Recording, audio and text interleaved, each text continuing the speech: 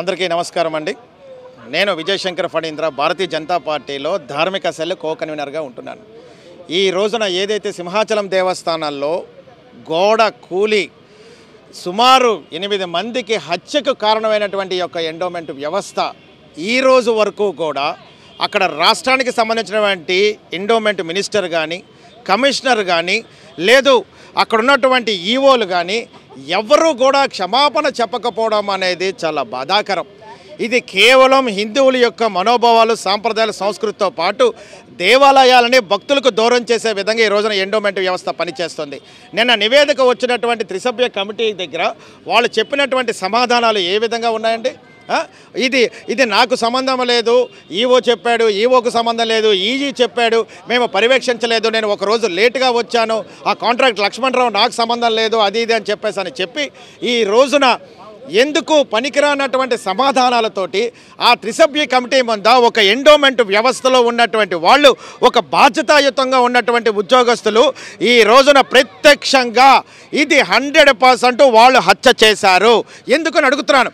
ఇందులో తప్పిదనం అంటే వాళ్ళ నిర్లక్ష్య ధోరణి వల్ల జరిగింది కదా. ఇప్పుడు ఒక యాక్సిడెంట్ జరిగినప్పుడు ఒక రోడ్డు మీద ఒకళ్ళు ఎవరైనా సరే ఒక కార్ యాక్సిడెంట్ చనిపోతే దాన్ని ఎలాగైతే హత్యగా భావించి, యాక్సిడెంట్గా భావించి వాళ్ళు రిమాండ్కి పంపిస్తారు, వీళ్ళను కూడా ఎట్టి పరిస్థితుల్లో ఊరుకోకూడదు.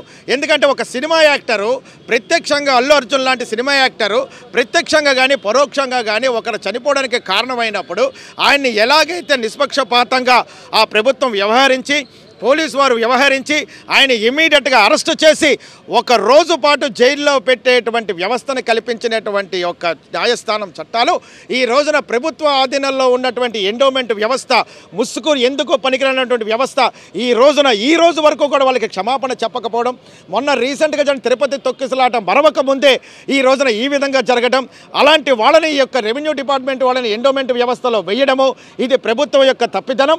నేను కూడా ఒక ఎన్డీఏ కూటమిలో ఉన్నాను, ఇది భారతీయ జనతా పార్టీలో ఉన్నాను. బట్ ఏదైనా సరే ధర్మమేగానే మాట్లాడతాను. కాబట్టి ఈ రోజున ఎండోమెంట్ వ్యవస్థలో వాళ్ళు హత్య చేశారు, ప్రత్యక్షంగా నిండు జీవితాలని బలి పశువు చేశారు. వాళ్ళ యొక్క లైఫ్ని మీరు ఒక మాట చెప్తున్నానండి, మీరు దయచేసి డబ్బులు ఇచ్చి వాళ్ళ యొక్క జీవితాన్ని కొనకండి. ఇది వాళ్ళు చనిపోయిన తర్వాత ఆ డబ్బులు దేనికండి? ఈ రోజున ఒక కుటుంబం చనిపోయింది, ఆ డబ్బులు మీరు ఎవరికి ఇస్తారు? సో ముందు తప్పు చేసిన వాడికి శిక్ష వేయండి. ఈ రోజున ప్రపంచంలో ఆధ్యాత్మిక క్షేత్రం తిరుమల తిరుపతి దేవస్థానం తర్వాత అంతటి పవిత్రత కలిగినటువంటి ఈ యొక్క సింహాచలం దేవస్థానాల్లో సరైనటువంటి ఈవో లేకపోవడం, సరైనటువంటి అధికారులు లేకపోవడం, సరైనటువంటి ఎండోమెంట్ వ్యవస్థ లేకపోవడం, ఇష్టానుసారంగా జరిగినటువంటి ఈ యొక్క ఆంధ్ర రాష్ట్ర ప్రభుత్వంలో ఎండోమెంట్ వ్యవస్థ ఈ రోజు వరకు కూడా ప్రక్షాళన చేయకపోవడం, వాళ్ళ నిర్లక్ష్య ధోరణి, వారు చేస్తున్నటువంటి ఏవైతే ఉన్నాయో 100% చట్టపరమైనటువంటి వారిని శిక్షించాలా. ఈ రోజు మీకు ఇంకో విషయం చెప్తాను. ఈ రోజు వరకు వైష్ణవాచారం ప్రకారం అక్కడ సంప్రోక్షణ చేయలేదండి. ఇంతకన్నా మహాపాపం ఎక్కడుంటుంది? హలో లక్షణ అంటే ఇది కాదా అపవిత్రం, ఇది కాదా బాధ? అక్కడ చనిపోయిన వారి యొక్క ఆత్మ శాంతించలేదు ఇంకా అక్కడ. ఎందుకంటే మీరు వాళ్ళకి తెలియకుండా వాళ్ళు చనిపోయారు. వాళ్ళు తెలియక అయ్యో మేము కాసేపట్లో చనిపోతామని కూడా తెలియనివంటి వ్యవస్థలో మీరు వాళ్ళని నిర్దాక్షిణంగా ఈ యొక్క ఎండోమెంట్ వ్యవస్థ హత్య చేసింది అని చెప్పేసి మేము ముఖంగా తెలియజేస్తున్నాం. అది చాలా తప్పు. వైష్ణవాచారాన్ని, ఈ యొక్క సాంప్రదాయాలని, సంస్కృతిని వాళ్ళకి నచ్చినట్టుగా ఎండోమెంట్ వ్యవస్థ పనితీరు ఉంది. ఈ రోజు వరకు కూడా ఒక సంప్రోక్షణ చేయలేదు. అక్కడ ఎక్కడైతే చనిపోయారో ఆ యొక్క ఆత్మలకు శాంతి చేకూర్చే విధంగా అక్కడ సంప్రోక్షణ చేసి అక్కడంతా శుద్ధి చేసి కడిగి ఇన్ని రకాలుగా చేయాల్సినటువంటి ఎండోమెంట్ వ్యవస్థ ఎంత నిర్లక్ష్యంగా ఇంకా వాళ్ళకి ఇంకా ఏంటంటే వెంటనే ఇమీడియట్గా అక్కడ క్లారిటీగా కనబడుతుంది నిర్లక్ష్యం. గోడ కూలింది, అందులో ఎటువంటి నాణ్యత లేదు అని చెప్పిన తర్వాత కూడా మీరు ఇంకా దాని మీద ఇంకా ఎందుకు ఈ యొక్క త్రిసభ్య కమిటీలు వేస్తున్నారు? అంటే ఇది టైం పొడిగింప, వాళ్ళకి షోకాజ్ నోటీసులు ఇవ్వడము, లేదంటే వాళ్ళని వేరే యొక్క వ్యవస్థకు పంపించడము, లేకపోతే ఈ వ్యవస్థ నుంచి రెవెన్యూ వ్యవస్థకు పంపించడం, లేదా రెవెన్యూ వ్యవస్థలో తప్పు చేస్తే ఎండోమెంట్ వ్యవస్థ పంపించడం, ఇదా మీ యొక్క ప్రభుత్వ వైఖరి? ఎట్టి పరిస్థితుల్లో ఊరుకునే ప్రసక్తి లేదు.